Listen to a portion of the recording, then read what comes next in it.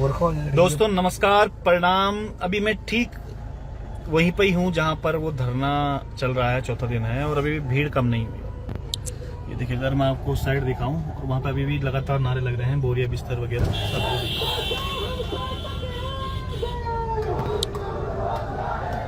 लगातार है और युवाओं की भीड़ लगातार है। लेकिन जो भी मैं लाइव आया हूँ उसका मकसद कुछ और है। मकसद ये है कि पेपर लीक हुआ और जिन जिन वो पेपर दिया एक उबाल था, क्योंकि लगातार पेपर हो रहे थे। लेकिन इस आंदोलन को कैसे एक धर्म का रूप दिया जा रहा है, उस चीज को हमें समझने की जरूरत है। मैं देख रहा था कि सोशल मीडिया पर अचानक से किस प्रकार से आईटी सेल जो है वो एकदम से एक्टिव हो गए और कहा जा रहा है ये तो भगवा का अपमान हो रहा है, यहाँ पर जिहादी गतिविधियां हो रही है, इस प्रकार की बातें कही जा रही है। इन चीजों को हमें समझना होगा। ये बातें मैं इसलिए कह रहा हूं क्योंकि ये इनको जरा ध्यान से सुनिएगा।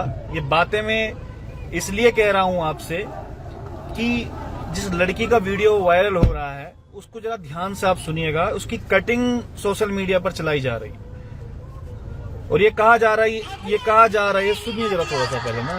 इनको बोले झंडा हमारे हाथ में तो ये देखिए उसने क्या कहा था और किस प्रकार से गांव में भगवा घुसने ही ना दिया जाए। इनको बोले झंडा हमारे हाथ में तो और भगवा अपने हाथ में वापस लेके जाओ। क्योंकि हमारे संविधान ने हमें सिखाया है कि सिर्फ हिंदू धर्म सर्वोपरि नहीं है, भारत के समस्त धर्म सर्वोपरि है। हम हिंदू धर्म के नाम पे बेवकूफ नहीं बनने वाले।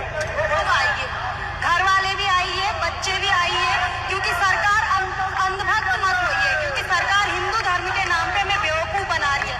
मैं तो एक गुजारिश करती हूँ कि हमारे शहीद तिरंगे में लिपट के आते हैं, इन नेताओं को भगवा में लिपट के भेजो, तब इनको औकात पता चलेगी कि ये भगवा समझ के हमें बेवकूफ बना रहे हैं। हम यहाँ पर कल से बैठे, क्या लग रहा है आप यहाँ पर आए हुए हैं? सरकार तो सिर्फ दिलासा देती है सर। हमें सरकार ने कल दिन में हमारे बेरोजगार संघ के युवाओं से कहा था कि हम पेपर 1 महीने के अंदर करवाएंगे। आज के अखबार में पूरा बायोडाटा दे रखा है कि किसने लीक करवाया पेपर, कैसे कैसे करवाया। लास्ट की लाइन में उसमें एक ये हमारी टिहरी की एक लड़की है और अब इसको इतनी अनाप शनाप गालियां मैं देख रहा हूँ लोग लिख रहे हैं जिनको कुछ पता ही नहीं। कोई कह रहे हैं को पता नहीं कहाँ से कोई मुस्लिम लड़की है, कोई कह रहे हैं कि ये इस प्रकार से जिहाद फैलाने आई है। भाई ये तो एक सिंपल सी पढ़ने वाली लड़की है, कभी उसने मीडिया का सामना नहीं किया, आज तक कभी बोली नहीं। दिन में मिली थी मेरे को, कहते भैया इस तरीके से कमेंट आ रहे हैं, इस तरीके से सब चीजें हो रही हैं और लोग उसमें अलग अलग जो आईटी सेल के पेज होंगे उसमें कटिंग करके चला रहे हैं। देखिए ये तो भगवा विरोधी। उसने खाली ये कहा था उसमें, अगर आप सुनेंगे, कि संविधान ने हमें कहा है कि केवल हिंदू धर्म सर्वोपरि नहीं है, क्योंकि जो उसका टारगेट जो हिंदू करते रहते हैं, हिंदू के नाम पर जो वोट डाल रहे हैं, क्योंकि देखिए हम भी हिंदू हैं और जितने भी हमारे दर्शक हैं वो भी हिंदू होंगे, कुछ मुस्लिम भी होंगे। उसने ये कहा था कि जो संविधान हमें अधिकार देता है, संविधान हमें कहता है कि सारे धर्म हमारे सर्वोपरि, ये बात उसमें रखी गई थी। लेकिन इसको किस तरीके से घुमाया गया बातों को, अगर आप आईटी सेल की और वीडियोस अगर देखेंगे तो आपको लगेगा कि यार ये चल क्या रहा है। इससे पहले एक लड़की और है जिसने कहा था कि नेपाल बना देंगे और उसकी वीडियो अगर आप देखेंगे, ये पढ़ने वाले छात्र हैं सारे के सारे, उनको इस तरीके से मॉडिफाई करके बताया जा रहा है। इतनी जबरदस्त इसमें एडिटिंग हो जा रही है, लोगों को लग रहा है कि यार इस लड़की ने क्या कह दिया। भाई जिहादी नाम तो सरकार का दिया हुआ है ना, नकल जिहाद किसने बोला? नकल जिहाद शब्द जो है वो सबको पता है कि कौन से धर्म से किस तरीके से आता।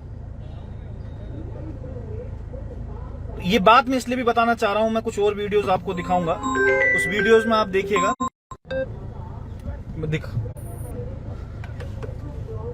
मैं कुछ और वीडियोस आपको दिखाता हूं। नेट भले ही स्लो है थोड़ा थोड़ा, लेकिन आप लगातार जुड़े रहिएगा। उसकी वीडियो निकालना जरा, और लड़की की कौन से जो कोई बोले? हाँ, जो दूसरी वाली जो उसमें चल रही है ग्रुपों में।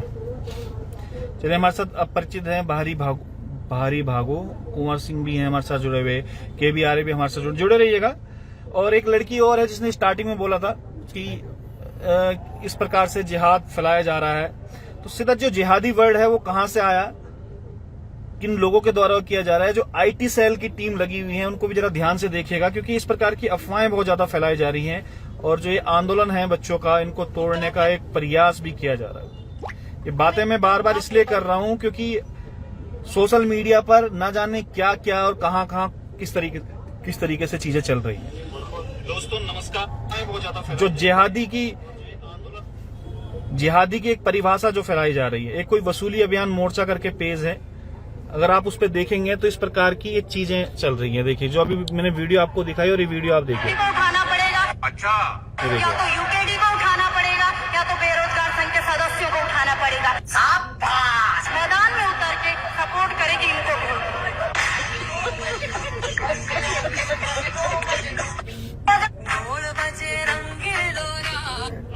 गाँव में भगवा घुसने ये ही ना देखिए दिया जाए। लगातार जो इस लड़की है इसको टारगेट इस तरीके से किया जा रहा है। टिहरी की एक लड़की है हमारी, एक जो बच्चों का आंदोलन है, युवाओं का आंदोलन है, उसको किस प्रकार से जिहाद या मतलब एक धर्म से जोड़ा जा रहा है।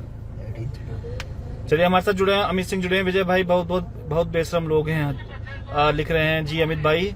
सुरेश चौहान लिख रहे हैं भाई साहब अब ऐसे ही होगा उत्तराखंड में। तिलोक पडियार हैं भाई जी, सब बीजेपी की आईटी सेल कर रही है।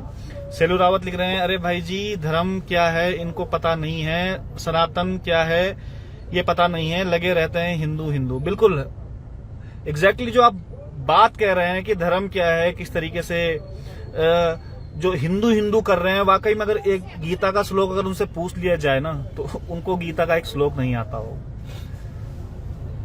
जो बड़ी बड़ी बातें धर्म को बचाने की कर रहे हैं। कुछ वीडियो दिखाइए जरा आप, कुछ और भी है। इसने डाला बोलो, इसको फेसबुक में डाला इसने। किसने? बीडीसी है, ये भी भारतीय जनता पार्टी का है। अच्छा क्या डाला भाई? ये डाला इस लड़की के बारे में, क्या डाला इसकी भाई? जूतों की माला पहनानी चाहिए। ये देखो किस किस तरीके से बातें जो भारतीय जनता पार्टी के बीडीसी मेंबर है उन्होंने ये लिखा हुआ है। देखिए, कौन है? ये अरविंद तोमर, एक पूर्व क्षेत्र पंचायत रसलपुर भारतीय जनता पार्टी अध्यक्ष सही स्मारक समिति का है। ये देख किस तरीके से इस लड़की को क्या लिखा हुआ है इसमें? हिंदू धर्म और भगवा को जो गलत बोलेगा उसको चप्पल जूतों से स्वागत किया जाएगा। बताओ किस तरीके से इनकी परिभाषा है। पूरा पढ़ना जरा क्या लिखा हुआ है। हो फिर कोई भी हो, सरकार को गाली दो, गलत हुआ है, सरकार को सीबीआई जांच करानी चाहिए, लेकिन हिंदू धर्म और भगवा को नहीं।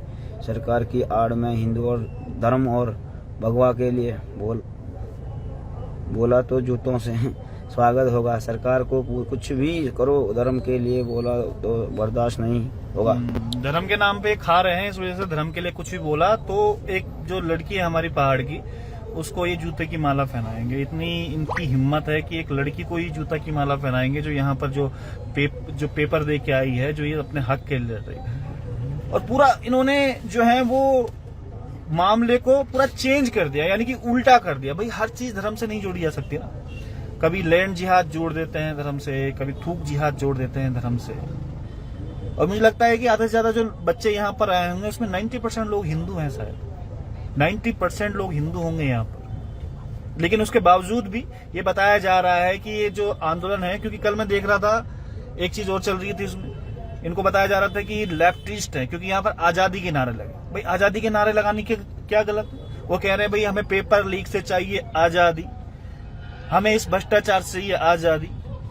तो इसमें गलत क्या है, मेरी ये समझ में नहीं आई बात। जो लगातार कह रहे हैं कि कोई लेफ्टिस्ट बता रहे हैं, कोई बता रहे हैं कि ये चीजें गलत हो रही हैं, कि ये जो युवा बैठे हुए हैं यहाँ पर ये सब बेवकूफ हैं। देखिए अभी भी लगातार जो है, अगर आप वहां देखेंगे तो इस समय अभी बज रहे हैं, क्योंकि लाइव प्रोग्राम चल रहा है, करीबन 8:19 हो रहे हैं और अभी भी यहाँ पर जो युवा हजारों की संख्या में बैठे हैं। ये बाहर आप देख रहे होंगे, लेकिन टेंट के अंदर बहुत सारे अभी युवा हैं वहां। और इनको बताया जा रहा है कि ये जो हैं वो हिंदू विरोधी हैं। बताया जा रहा है कि ये जिहाद फैलाना चाहते हैं। इस प्रकार की राजनीति कितनी तुच्छ राजनीति। मैं कहना चाह रहा हूं कि चीजें तो सबके सामने आ रही है ना। वो देखिएगा जिस प्रकार से षड्यंत्र जो रचा गया, कुछ बच्चों को बेचारों को उनको पता ही नहीं है। अभी बीएससी में पढ़ने वाले हैं, कोई बीए कर रहा है, उसमें से बीए फर्स्ट ईयर के बच्चे हैं और उनको ले आया गया कि चलो आपको एक प्रतियोगिता परीक्षा कराएंगे और इस तरीके से 4 बसें भर के लाई गई। धामी जी से मिलाया जाएगा आपको। और यहाँ पर एकता विहार में जाकर, जहाँ पर उन्होंने अपना धरना स्थल बनाया हुआ है, वहां पर एकता विहार में जाकर उनसे नारे लगवाए जा रहे हैं कि धामी जी जिंदाबाद। धामी जी हमारे मुख्यमंत्री हैं हम उस पद की गरिमा को हम समझते हैं, हम उनकी इज्जत भी करते हैं, लेकिन अगर इस स्तर पर षड्यंत्र होने शुरू हो जाए तो क्या हो? भाई सीधा बोल दो कि हम लोग जो हैं सीबीआई करवा देंगे, किसकी दिक्कत? हम सीधा यही तो कह रहे हैं, जो ये बच्चे हैं कह रहे हैं सीबीआई करवा दो, उसमें तो धामी जी की जय जयकार होगी। लेकिन अगर सीबीआई नहीं करवा रहे हैं, लेकिन जो ये सवाल खड़े हो रहे हैं, जो बॉबी पवार ने कल अपने भाषण में भी बोला कि कुछ अधिकारियों की, कुछ नेताओं की बीवी भी इसमें जेल जाएंगी, तो वो अधिकारी और नेताओं को बचाने के लिए और उनकी बीवी को बचाने के लिए कि ये सारा खेल किया जा रहा है जो सीबीआई नहीं लाई जा रही है। आप अगर एसआईटी बचा सकते हैं, बैठा सकते हैं, उसको कहा जाता है कि 30 दिन के अंदर आप रिपोर्ट सबमिट करेंगे, तो सीबीआई लाने में क्या दिक्कत है? अगर इस प्रकार के क्वेश्चन मार्क जो पेपर जो बाहर आए हैं, तरह तरह की खबरें जो आ रही हैं अलग अलग, जो क्योंकि ये सारे छात्र हैं, आप इनसे पूछिएगा वो बताएंगे कि कोई लड़का उनके जो सामने बैठा हुआ था उसने अपने गोले ही नहीं भरे वहां पर। अब क्या शक उत्पन्न नहीं होगा? कितने लड़के हैं जो लगातार वीडियो में बोल रहे हैं कि भाई जो हमारे सामने बैठा तो गोली नहीं भरा होगा, तो शक उत्पन्न नहीं होगा? जो ऑडियो रिकॉर्डिंग हमने सुनी जिसमें कहा गया कि आप अपनी ओएमआर सीट खाली छोड़ के आइए, पेपर होने के 35 मिनट बाद स्क्रीनशॉट बाहर में आ जा रहा है, क्या शक उत्पन्न नहीं होगा कि ये पेपर लीक हुआ है? और आप डरा धमका रहे हैं कि अगर पेपर लीक भी किसी ने बोला तो उसके ऊपर नकल विरोधी कानून लगाया जाएगा। क्या नकल विरोधी कानून जिस एजेंसी को ये जिम्मेदारी दी गई थी, क्या उनके ऊपर नकल विरोधी कानून लागू नहीं हुआ? क्या जिस UKSSC जिसकी जिम्मेदारी, जिस विभाग को जिम्मेदारी दी गई थी, जो उनके अध्यक्ष हैं, जो उनके सचिव हैं, जो वहां पर वर्कर जो काम कर रहे हैं, क्या उनके ऊपर नकल विरोधी कानून लागू नहीं होगा? ये सवाल आज का यहाँ पर बैठा हुआ हर युवा, उत्तराखंड का हर युवा पूछ रहा है, और इसलिए शायद ये पागल नहीं है कि अपने घर बार छोड़कर यहाँ पर इनका भाषण सुन रहे। ये सवाल पूछ रहे हैं इस उम्मीद के साथ कि भाई सरकार, अगर हमने आपको चुना है, संविधान के अनुसार आपको वोट दिया है, तो आपकी ये जिम्मेदारी है, आपकी ये ड्यूटी है कि आप जवाब दें कि भाई ऐसा क्यों हुआ है। और आप डरा धमका के कभी IT सेल के माध्यम से कुछ कर रहे हैं, क्या ये समझ नहीं रहे? भाई ये युवा पढ़े लिखे युवा है। ये बात मैं इसलिए कह रहा हूं क्योंकि ये गंवार नहीं है कि आप उनको बरगलाएंगे कि ये तो मुस्लिम है, ये तो हिंदू हैं, और ये युवा कहेंगे हाँ यार ये तो मुस्लिम विरोधी, ये तो सब मुस्लिम परस्त लोग हैं, या ये ईसाई परस्त लोग हैं, इस तरीके से बात कर रहे हैं, या तो ये लेफ्टिस्ट लोग। ये सारे के सारे उत्तराखंडी हैं यहाँ पर। कोई हमारे पहाड़ से, सुदूर पहाड़ से आया हुआ है। कल जो मैं इंटरव्यू कर रहा था, कोई चमोली का है, कोई उत्तरकाशी का है, कोई मुंशियारी सुदूर पहाड़ से आ रखा है। उनके माता पिताजी ने किस प्रकार से भेजा है हमें पता है ना, क्योंकि हम खुद पढ़ने वाले रहे हैं छात्र यहाँ पर, कि किस प्रकार से घर से 2-3 हजार रुपए आते हैं। जब हम लोग पहले पढ़ते थे तो 2-3 हजार रुपए घर से आते थे, 1500 रुपए तो कमरे का, 1500 रुपए 2000 तो कमरे का किराया चल जाता था, और 1000 रुपए में पूरा जो है वो महीना काटना पड़ता था। खुद सोचिएगा, 1000 रुपए में पूरा महीना काटना पड़ता था। चलिए अब वो 2-3 हजार से बढ़कर 5-7 हजार हो गए होंगे, लेकिन फिर भी जितना कमरे का किराया होता है यहाँ पे, उससे आधे में पूरा महीने का खर्चा उनको चलाना पड़ता है। वो सोचते हैं कभी कभी दिन में खाना नहीं बनाते कि चलो यार कभी कभी ब्रेकफास्ट नहीं करते हैं कि यार 2 टाइम का खाना खाएंगे इसलिए पैसे बचेंगे, क्योंकि उनके पास वो संसाधन नहीं है। और जब वो पेपर भरते हैं, तकरीबन एक पेपर भरने में खर्चा 1200 से 1500 तक का आता है, एक उम्मीद के साथ। और उनके पेरेंट्स भी लगे रहते हैं। मेरा खुद छोटा भाई जो है अभी तैयारी कर रहा है। हमें पता है कि घर वालों का कितना प्रेशर रहता है, और कहते हैं कि यार क्या कर रहा है, अभी तक उसका रिजल्ट आया नहीं। फोन किया था उसको, फोन करते हैं कि यार पेपर हुआ नहीं है अभी तक, क्यों रिजल्ट आया नहीं उसका अभी तक। वो तो मुझे पता है कि कितना दुख जो भाई है मेरा, उसको कैसा लगता होगा कि यार अभी तक क्या बताऊं घर वालों को। ये दुख हर उत्तराखंडी का है इस समय, जो यहाँ पे युवा बैठे हुए हैं, हर किसी का ये दुख है। और इनका दुख हमने बहुत नजदीक से झेला है, शायद इसलिए हम इनके साथ हैं। इसलिए जब पेपर लीक जैसी संभावनाएं होती हैं या इस तरीके से होती हैं, तो हमें लगता है कि यार ये हमारा भी दर्द है कहीं ना कहीं। इसलिए इनके साथ कंधे से कंधे मिलाकर हम लोग हमेशा खड़े रहते हैं। ये कोई पहली दफा भी नहीं है, जब इस प्रकार की घटनाएं हुई हैं तब। और सबसे बड़ा दुख इस बात का होता है कि धामी जी जो नकल विरोधी कानून लेकर आए थे उत्तराखंड में, कि नकल विरोधी कानून अब नहीं होगी। गांधी पार्क पर कितना बड़ा जुलूस, कई हजारों जो युवा हैं वो सड़कों पर उतरे थे। वो सरकार ने देखा था और सरकार वहां से हिल गई थी।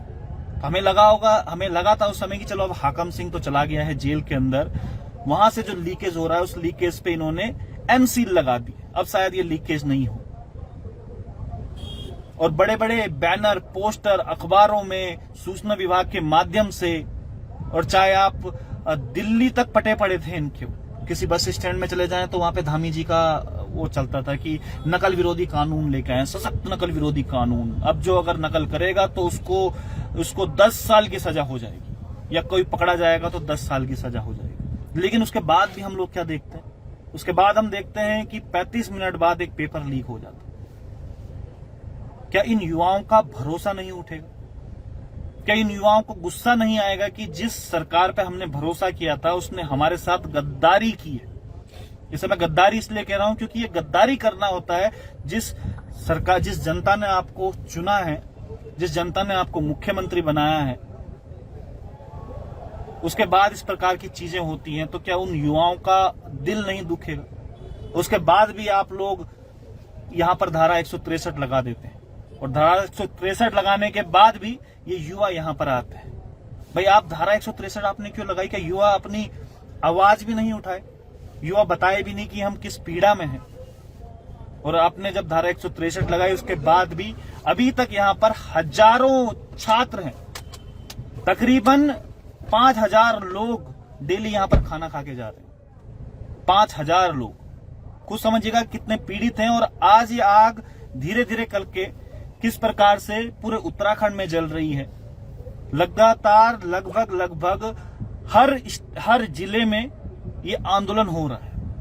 और सोचिएगा, ये सरकार के लिए भी चेतावनी है कि हर जिले में जो आंदोलन हो रहा है, अगर ये आंदोलन अगर ये फट गया तो क्या होगा उसके बाद। ये मैं साक्षात आपको बता रहा हूं, ये मैं कोई भाषण नहीं दे रहा हूं, मैं इनका दर्द आपको बयां कर रहा हूं कि क्योंकि हम लोग इनका दर्द जानते हैं। जब हम इनसे बातें करते हैं, हम लोग जब इनसे बातें करते हैं तो लगता है कि यार कितना दर्द है इनके अंदर छुपा हुआ, क्योंकि वो पहाड़ से कोई अमीर ज्यादा नहीं है ये लोग। इनके माता पिताजी किसी सरकारी नौकरी में नहीं है। इनके जो पेरेंट्स हैं वो बेचारे कोई घरों में किसानी कर रहे होंगे, कोई झाड़ी मजदूरी कर रहे होंगे, तब जाके अपनी बेटे को यहाँ देहरादून भेज रहे हैं कोचिंग में।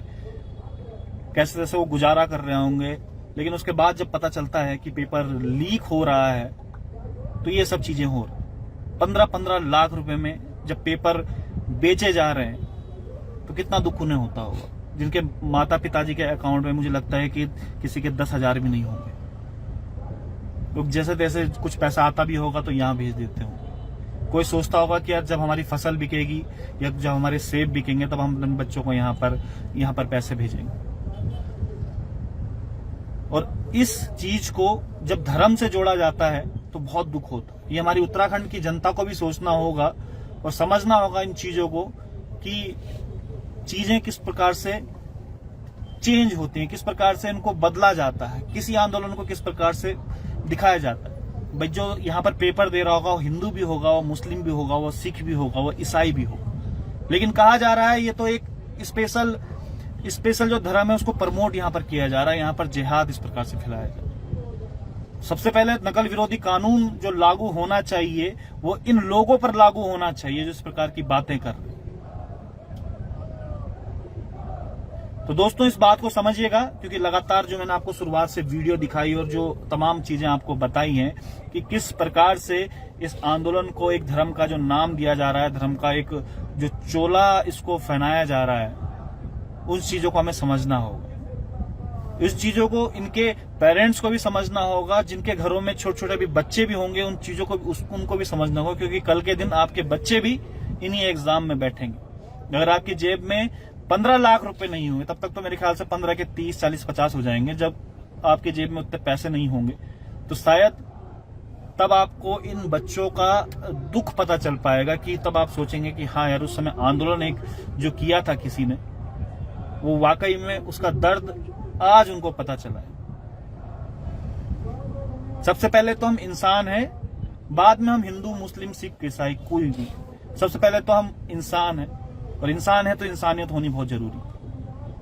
तो इंसानियत के नाते इन बच्चों को जरूर सपोर्ट कीजिएगा। बहुत बहुत धन्यवाद, नमस्कार। और किसी अफवाह में मत आइए। बहुत बहुत धन्यवाद, नमस्कार।